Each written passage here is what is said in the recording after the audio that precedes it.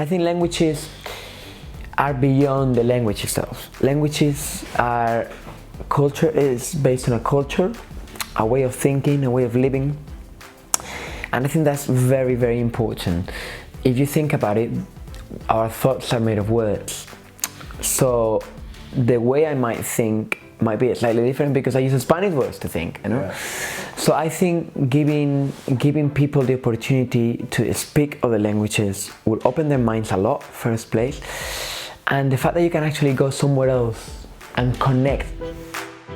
Ladies and gentlemen, welcome to the show. I'm really excited to introduce our next guest to you. His name is Pablo Jimenez. And you may guess he is from Spain. He is a Spanish teacher of over 10 years. Pablo has some remarkable and really thoughtful insights and experiences on education, growth mindset, and well-being. He is a ball of charisma and energy, and I'm really excited for him to meet with you and to share his insights. Ladies and gentlemen, parents, teachers, and the wider community, welcome Pablo Jimenez. Pablo, welcome to the show. First of all, let me honor you and thank you so much for coming on board, part of the show, and just sharing with the educational world about your thoughts, experiences, and insights on who you are, what you do as a teacher, what makes you impactful, how you're going to inspire and engage other people to be impactful, whether they're a teacher, parent, advocate, whatever it is. And yeah, I'm really, really pleased that you're on the show. I know you've got some remarkable insights and experiences to share. And welcome to the show. Well, thank you for having me. It's a pleasure to be here with you. Definitely, yeah. Pleasure. Excited. So we'll start with a few quick fire questions. Yep.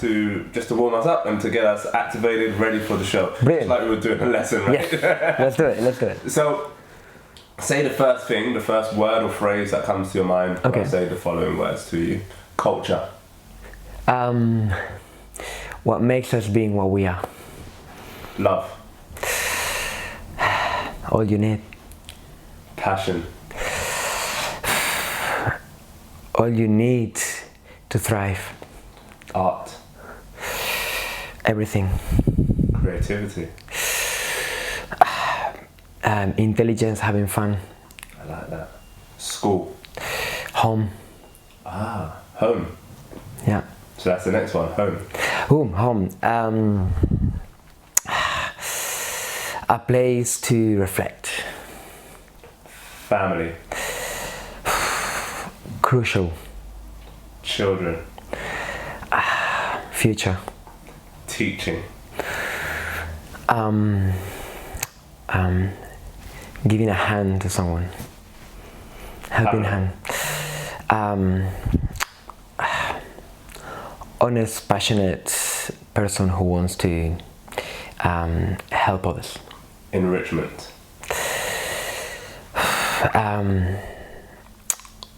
Moving forward. Leadership. Inspiring. Spanish. Beautiful. Absolutely love it. Absolute gold. Okay, so tell us a little bit more, Pablo, about who you are and how you became a teacher. Yeah, well, I'm originally from Spain, from Madrid, and the reason probably why I became a teacher in the first place is the image I have in my head of my school days.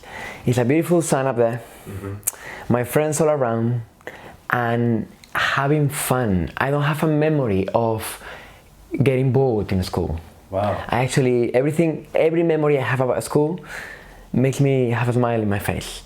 So I remember when I was in those moments in my life where you have to start making decisions about what to do when you grow up, I knew I wanted to be, I didn't want to leave school. Like, in a way, it's kind of like the Peter Pan syndrome. No? You want to always be a child and be in school and have fun, but obviously that's not possible. So it's like, okay, what can I do to still have fun, to surround myself with amazing people, help and be part of something? And school was the answer to that. So at the time, yeah, I had all the passions, all the things that, you know, you kind of, all the dreams and stuff. I like music, I like sports, football and stuff, but in a way I never made them a career in my head. Okay. Yeah. Okay, so what made you make teaching a career and what was that journey like for you? Well, I realized also to nature I am a helper. I feel a need of helping people at any level. My neighbor when they move in, helping with the boxes, whatever it is, I feel a need to help. And because I love schools, I found a perfect combination there of, okay, I can help new people, new generation, learn, evolve, and in an environment that is like my home. So that's perfect. So it fit perfectly, yeah. That's amazing. What was school like for you? Well, as I told you, all the memories I have about it are brilliant, sunny, lovely friends, and I don't remember struggling, especially with subjects. So I was a happy child. I had always good grades, and I learned, and it was all positive around it. Yeah. And I think that is one of the key things that made me actually want to keep being in school somehow. This is gold, because I've never heard somebody explain their experience in school in this passionate, fascinating way. The best I've heard is, you know, you had really high points and you had some challenging moments. Yeah. And you sort of found your way in between. But I've never heard someone explain it in this glorious fashion. I mean, I guess there were tough times or struggles, but those are not the ones that come to my memory when I have to think about school back in the day. So, yeah. Where did you go to school? I went to school in Leganés, which is in the outskirts of Madrid, and I grew up there. Yeah. So yeah, it was a 10-15 minute walk through a little bit of getting to the countryside of outside Madrid, and it was a beautiful place. Yeah. So, how is the culture of school different in Spain to the culture over here in London? Well, it's very different in many levels. Just to give you an idea, the concept of a TA is something I never heard before until I came to the UK. We don't have TAs. Okay. You have a teacher that deals with 30 children in the classroom, and that's one of the things. For example, I think Spain also has something we call funcionarios. So if you become a teacher, you work for the state, you work for the government, and your work is secure for life. That means unless you actually do something horrible, nobody's going to take your job, which means make teachers relax a lot. And I think one of the things we're lacking in Spain is that kind of pressure of always improving yourself. I think you're a teacher, there is always things to learn. It's a never-ending job. Even if you think you know everything, you don't. There's always things to learn, new ways, new theories, everything that can actually ultimately impact your children. And I think Spanish people tend to, I got a job, I work for the government, let's sit down and relax. And that obviously has an impact, a negative impact in education. So I think that's one of the things that Spain is behind in terms of, if I compare it to the UK. On the other hand, I think, I don't know if it's the sun, but we are so lively in Spain, and the fact that there is not so much pressure, I think teachers also are kind of happy, and it feels like a happy place. Whereas in the UK, sometimes you can feel the stress in the school environment from every level, from children, with the staff, with whatever they're doing, all the staff, head teachers, and that's not something I recall feeling in Spain. Do they have an exam culture in Spain? So it's like kind of like the SAT kind of thing. Yeah. No, we don't in primary schools. Okay. It's something we have from secondary school onwards and stuff. So yeah, that's another difference that is very interesting as well in between two cultures. Yeah. And how did that affect you growing up in terms of not doing an equivalent to SAT in primary school? Well, I think it's a big cultural thing, that kind of laid back, relaxed Spanish way of living, and I think that's something that could potentially help children, as it does here, in terms of, you know, being at the best in special literacy and maths. I think Spanish children sometimes, if you look at comparing them in terms of data with Europe, we tend to be behind in those subjects especially. So personally, I don't think it had, the fact that I didn't have that type of test, I don't think it had a negative impact on me or no. I think it could have probably helped me more because I never was good in maths. I was more good in literacy, for example. Sure. Never good in maths. I never actually enjoyed it as much. So I don't know. That's really, really interesting, because it sounds like it's a very fascinating culture in terms of the well-being, the health, the vibrancy, and could develop a little bit more in terms of... Absolutely. I think if you combine UK and Spain, I think what will come out of that will be like the perfect scenario, I think. Got it. Fantastic. So what age did you leave Spain and come to the UK? Good question. I just wanted...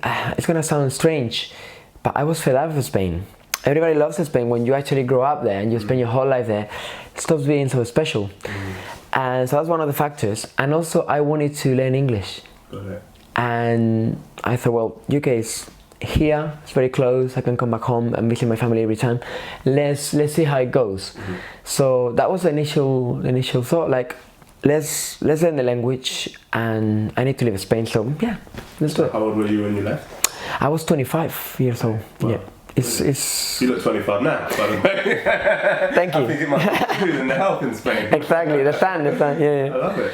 Thank you very much. Fantastic. So you came to London at 25. Yes. And then how did your career evolve as a teacher? Well, How did you get set up? the first couple of years really, I was actually working as a waiter. My English was terrible.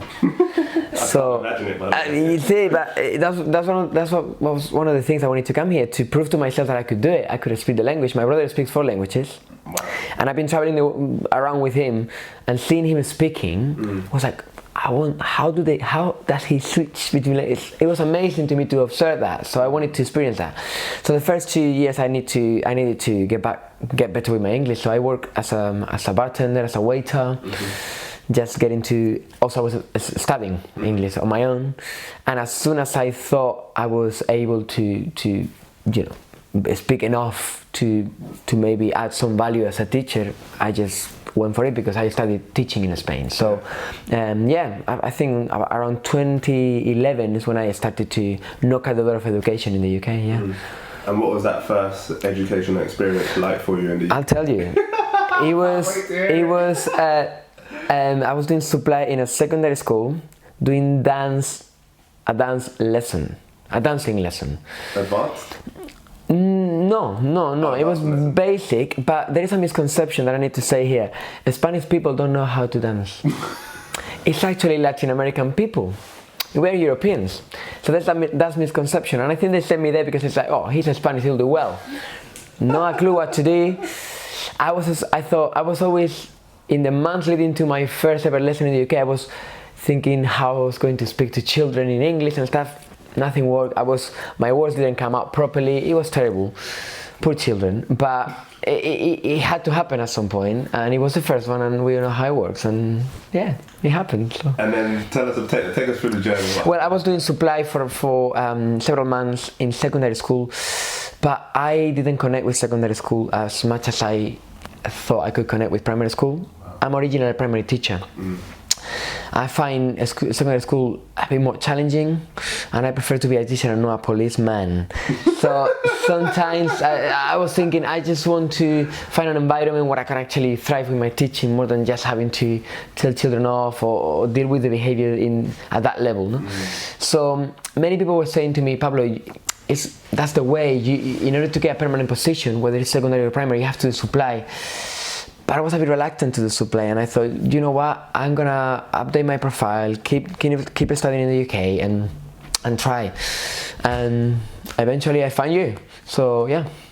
So eventually you found JNC. Yeah. That was your first job in the UK. It wasn't. I was teaching already for Tower Hamlets Council, teaching some schools in Tower Hamlets.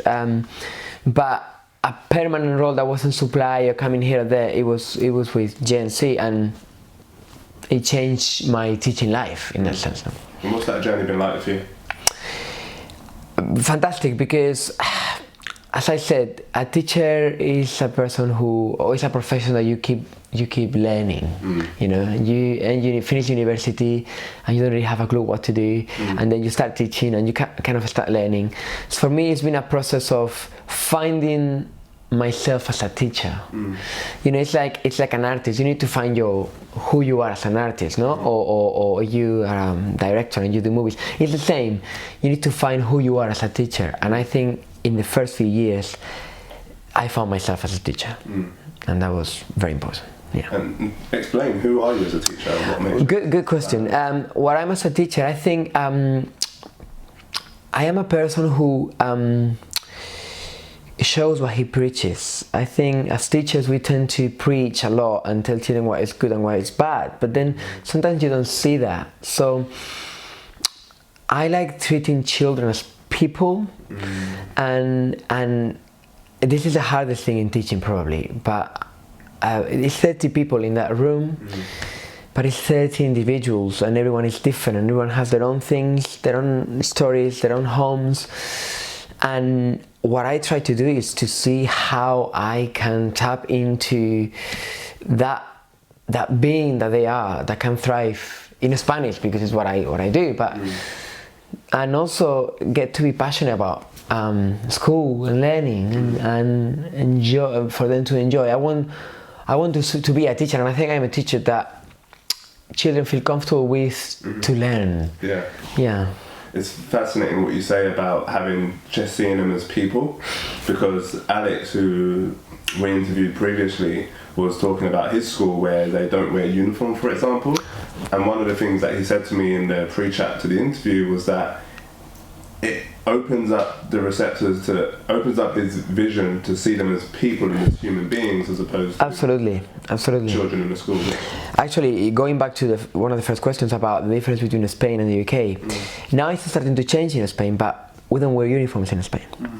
And in one of the schools I work currently, the children don't. And in a way I like that, because as you said, it helps to see them as individuals, and it actually helps them show who they are and find a little bit more who they are through the way they dress, the way they express themselves that way, no? So yeah, definitely. And you're very expressive as a person and as a teacher, and I like what you said about how you bridge that gap between sharing who you are as well as being a teacher and seeing the children as people. And how does that translate into your lessons, your pedagogy, your understanding about how you go about making an impact to the learner? Yeah, well, you know, in education, when we do planning, one of the key things is that the same planning that you did for this class doesn't work for this class, because children are completely different worlds. So how that translates into me as a teacher, I try to tailor as much as I can my programs, what I'm teaching, to those children. So that then comes with trying to get to know them as much as possible, and that comes down to having good communication with the class teachers, with the staff in school, because obviously I'm not there every day, I'm only there a few days a week or a couple of days a week, so I'm missing out on a lot of what's going on in their lives in a school. So that's one of the things.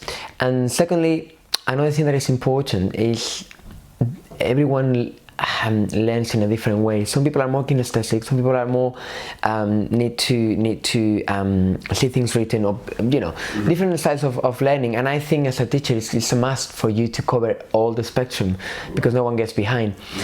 You're a good speaker, you know this. When you are talking in front of an audience, it's kind of the same thing. You need to see how your message can tap into every single one of them, to reach as many people as possible to get your message across.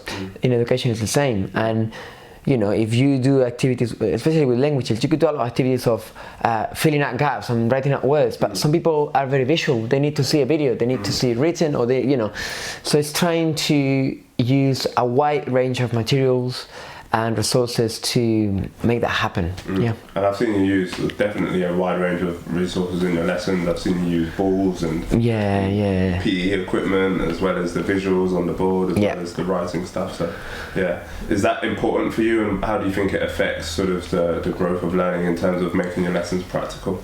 Well, I think teachers, we tend to fall into this pattern of when we teach, we have like a tone of voice, our teaching tone of voice, and we got our telling of a children tone of voice, and they are very clever people. They know how to switch on or when to switch on and switch off based on our tone of voice. I like breaking that pattern, and if I want them to repeat some Spanish words to me, and I bring with me a ball that I can throw to them and they can catch, their attention, their engagement is automatically on straight away. So elements like that I think the key is they don't expect those things. They spend the whole day there and they know what to expect from teaching sometimes, and I think breaking that pattern and making them get surprised with things gets them more engaged, and I think that's key. Yeah. And it certainly is, because then they have to actually physically catch the ball. Exactly. You can't be sleeping otherwise. That's right. So yeah. Obviously, it's going to be a soft. But that's one example. No, so there are many examples, and it's that thing. No? Yeah. Really, really interesting. I'm trying at the moment, for example, to use pretty much fully the target language in the lesson, because when you talk to children, for me the main thing is for them to understand what I'm saying, so I have to speak to them in English, obviously more than Spanish. And I've been doing a project in one of the schools saying, like, let's forget that, let's speak only in Spanish. And it's a challenge for me, it's a challenge for them, and we started this year, and I think it's going to be very impactful on them. Yeah. And how do you apply more further that challenge and stretch for your pupils? What other things are you doing in that respect? Well, one of my schools that I work with, they did this Erasmus program, and they went to Spain last year, actually to Madrid, and they found this particular school. It was a bilingual school, and all the children spoke English there. Spanish people don't tend to speak very good English, and these children did, and they were like, why? What are they doing differently? And they were basically teaching all the subjects in English. Wow. So those children were thriving with it, and we have come up with the idea of doing kind of the same, and I'm combining the Spanish with other subjects, and trying to combine, different topics that can work together. Just to give you an example, I'm teaching children the parts of the body in Spanish, and we doing that through art by doing Picasso portraits, right? So they have to draw the portraits and then label the parts of the body, and I could just give them the words, but that way they actually get into the art as well. So I think it's brilliant. It's brilliant to do it that way, so they also don't lack another subjects as well, and we can make it different for them, more impactful, I think. Well, learning is reciprocal, isn't it? All learning is interwoven. Exactly, it's not separate things. Yeah, and the more I think you can do that as a teacher, the more powerful learning becomes, and the more that you embed a real passion for learning, as opposed to just a passion for Spanish or just a passion for anything else. Yeah. And I think it also brings to the table something that is very important, that is a big change in education that's happened in the last 10, 20 years, which is, it's not us who have to do the work, it's them. So, they have to do the work. I'm there because obviously if they need me, I'm guiding them, but I know the Spanish, they don't. They are the ones who have to do the work. So that way they're actually doing the work with the hands, with the vocabulary, writing. So yeah, that's the idea. What's your proudest moment as a teacher? Good question. I guess it can sound cliche in a way, but last year I got many. None of them involve seeing your children thriving or using or benefiting from your teaching to thrive in areas of their life. Last year in one of the schools there was this child from Spain who came to school didn't speak any English, and the school asked me, how can we help this child he felt he didn't have friends. He was always playing on his own in the playground because he wasn't actually thriving with English. Other children that came at the same time from other backgrounds that didn't speak English were thriving, and he wasn't. So we were wondering, and he happened to be a very shy child in the first place, who happened to have to go to a different country, who doesn't speak the language. So I was having sessions with him, helping him with his English, and also not getting the Spanish behind either, and also trying to see if I could chat with him to see how he's feeling. And this year he's starting to thrive, and he's feeling much better in school. He's got lots of friends, and I think I helped him with that. And I don't think you can give someone more than that, really. That must be quite gold in terms of the value that you're able to bring, being able to speak both Spanish and English, which is not necessarily common in the UK. Yeah. How do teachers perceive you when you first walk into a new school? Well,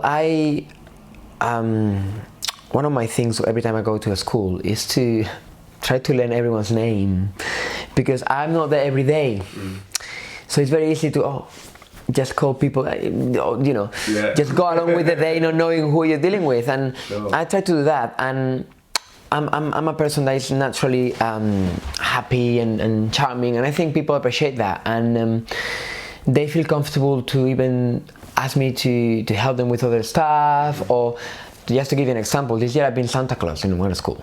They asked me to be Santa Claus, and I thought, well, I don't have a Nordic accent or North Pole accent. I got a Spanish one, but I'll try my best. And Sure. they felt comfortable to ask me to do that, and I'm happy that they did, because absolutely not a problem. Yeah. So I want to have my ideal situation, and what I try to do on a daily basis to build a good relationship with the schools, and that way the children are going to benefit from that, the whole school. I'm going to feel more happy going there and the other way around. No? Yeah, absolutely. And it's about really creating those interconnected relationships and remembering people's names. So many of us forget it and we just miss it. It's tricky, but I think it's important to do it. Literally, sometimes my first day in a school, when someone tells me the name, I go on my phone, I know, okay, the person in reception is called Megan. No, literally, because otherwise I forget. I literally do the same thing. Because then I have to learn 900 names from all the children. So unless I take notes, it doesn't happen. So yeah. No, I think that's absolutely gold. There's a lot of talk around growth mindset in schools, and you speak positively and powerfully about promoting learning and a passion for learning. How do you go about developing a growth mindset for yourself? Well, I think it's key, and I tend to do it. I tend to always try to be the best person I can be, and the only way to do that is actually through learning about many different things, learning how to be a better person, learning how to be more present, and I'm always reading books that I think can help me in that sense. Personal development books to learn more about my subject, about myself, and especially nowadays in the society we live, which is crazy. It's easy to get lost in being so busy and being so distracted, and not actually being present when you are preparing a lesson, when you are with your partner, when you are with your friends. So I always try to find moments to ground myself and feel good with myself, and that is always gonna have an impact on whoever I'm with. How did you learn, and when did you learn to become more present? I'm still learning. By nature, I tend to have a tendency of being present and enjoying everything I'm doing when I'm doing something. If I'm doing something, I try to put myself into it 100%. But it's true that lately, the last few years, being busy, I also have my own business, and always so many things to do. There are different elements. I tried meditation. It's hard, it's not my strength, but I always try to just stop, listen to something I love doing is listening to music. Even reading gives me a lot of peace. So getting up a little bit early in the morning, do some reading, doing some listening to music, kind of like not having too much input at certain times of the day. And something that also I love and helps me to kind of like get more grounded is walking my dog. Love it. Yeah. And I think it's so powerful, and it's becoming more transient and more important now in education in terms of health, well-being, and people are picking up on those little cues about what we do in the morning, what we do at night time before we go to bed. Exactly. Because the impact that it has on the day. Yeah. For example, another thing I try to do is to not be on my phone right before bed. I like reading before bed, and kind of like, okay, not phone, at least for the last half hour before I go to bed. And I think that's important. And also trying to be as much as I can off the phone when I'm not working, because sometimes I work with my phone and stuff like that. Yeah. How do you think schools can promote well-being more? Well, some schools are doing, there are some projects. There's one project called Mind Up, I think, that some schools are taking on board. I think it's a tricky subject, because I personally think it should be a major, I don't know if call it subject, but a major part in the school life for children, like personal development, mindset, and all this. But I think a good start will be to to talk about it, to do assemblies about it, to, for example, in one of my schools, we do something called mind break after playtime. Before we start the lesson, we got a chime and we ask them to either close their eyes or look down to their laps and focus on the sound of the chime while it lasts, and that's it. And it helps a lot for them when they come in from playtime, being hyper. It helps them to calm down and kind of like get in the right frame for learning. So introducing, I think, little things like that is a must currently, I think. I think that's so rich, that expression and that experience of just being still for a moment. Yeah. And whether you call it meditation, whether you call it yoga, whether you call it wellness, whether you call it mindset training, whatever you call it, that notion of just sitting still, listening to a soft sound or whatever it is when you come in and when you come in after lunch is powerful, because schools, they find such a challenge in terms of when children come in after lunch, the reports of incidents and accidents just... There you go, interesting. And it's like, how do you deal with that? Well, 2 minutes every single day. And the funny thing is that children get used to it and it becomes normal to them, because I think this is a subject that can be a little bit of a taboo, or it's been for years. So making it normal will mean that they will grow up in that environment with that conception, and I think that's very important. Yeah, wow, that's absolutely powerful. And I'm going to move on to ask you a few quick fire round questions. Sure. So I want you to explain the first thing that comes, the first word or phrase that comes to your mind when I say the following. Okay. Ready? So let's start with favourite childhood experience. All right. Playing football. Playing football in the streets with no time and freedom in the streets, playing football. Favourite holiday destination? I love traveling a lot. I don't think I have one. Let's say getting in a plane somewhere.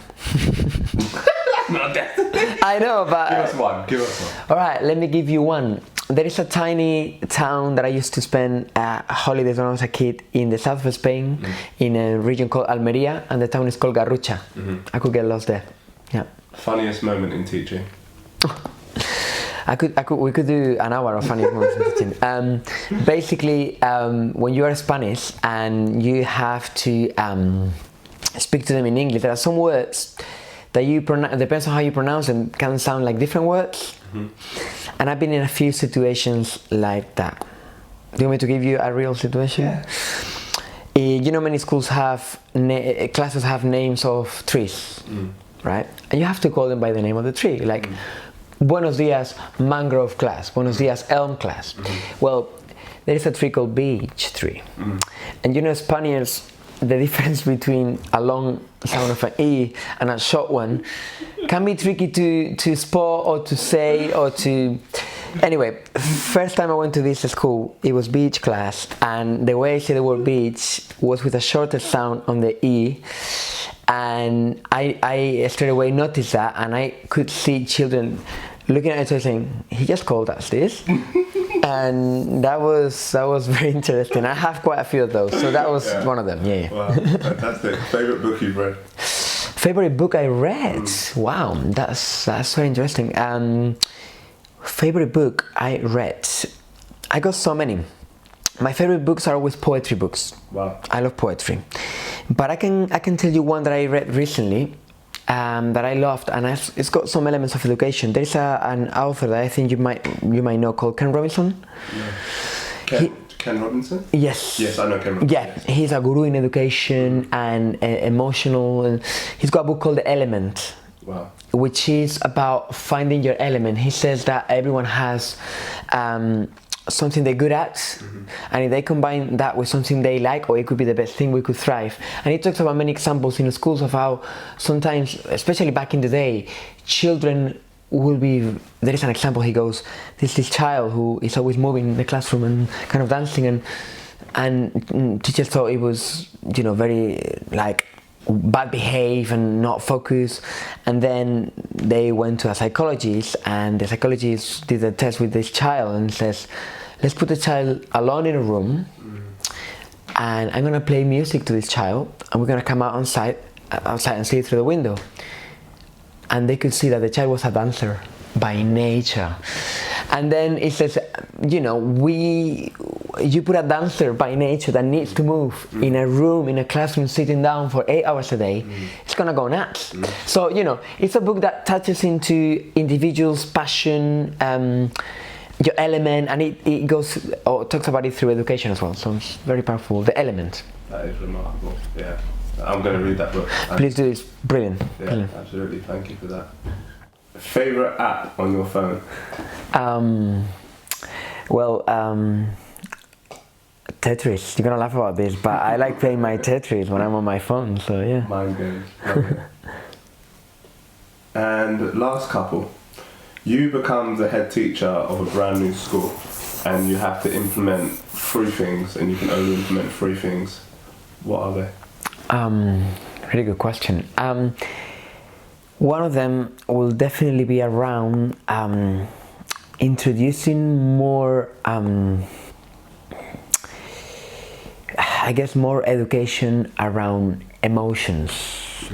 I think when we turn adults, we haven't been trained on how to deal with emotions, and so that will be something I will find a way. And it's what we were talking before about,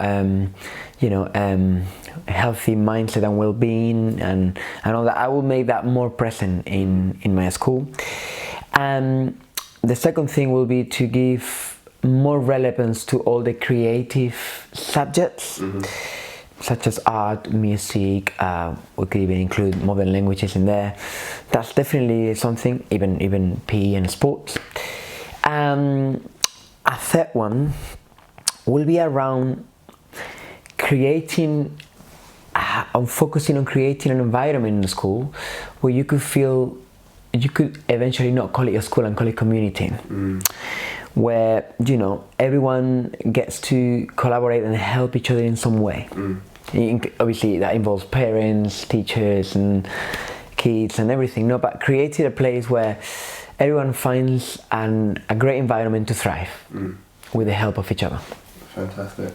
Yeah. And why is modern foreign languages important to you, and why do you think children should learn a foreign language? Brilliant question. Well, the world is very big, and I never thought I would live in the UK. I was never good at English in school, and I regretted that because then at some point I wanted to move here, and I was lacking the language.